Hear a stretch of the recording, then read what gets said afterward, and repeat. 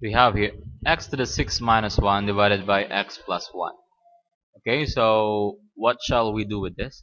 If we want to use analytic division to get the quotient for this, the best way is to make the dividend in standard format. So dapat x to the 6, dapat na kay space for x to the 5th na. So we have 0 x to the 5th plus 0 x to the 4th plus 0 x cubed plus 0 x squared plus 0 x plus minus 1 as your constant divided by x to the 1, which will be expressed as x minus negative 1. Kaya atong format man good, x minus b ang denominate imuhang ang imuhang divisor, and since positive 1 man na siya, murag mo na yung meaning x minus minus 1.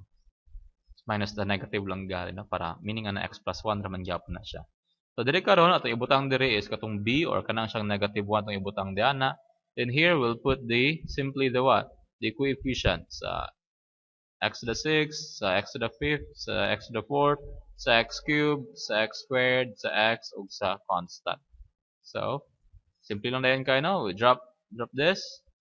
Then 1 times negative 1 is negative 1 add negative 1. Negative 1 times negative 1, 1 add 1. 1 times negative 1, 1 add negative 1 times negative 1, positive 1, simply add 1 times negative 1, negative 1 add negative 1 times negative 1, negative 1 times plus 1, 0.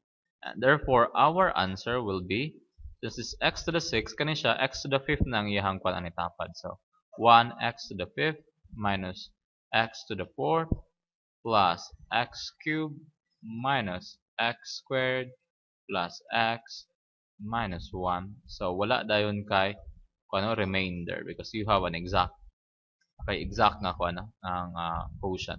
So in this case, if we try to verify if our answer is correct or not, what if you put 1 here, x to be equal to 1, so 1 minus 1, 0. This one should be equal to 0 also. So 1 minus 1, 0. 1 minus 1, 0. 1 minus 1. So 0 ang total nila. More or less, we're doing it right. Thank you.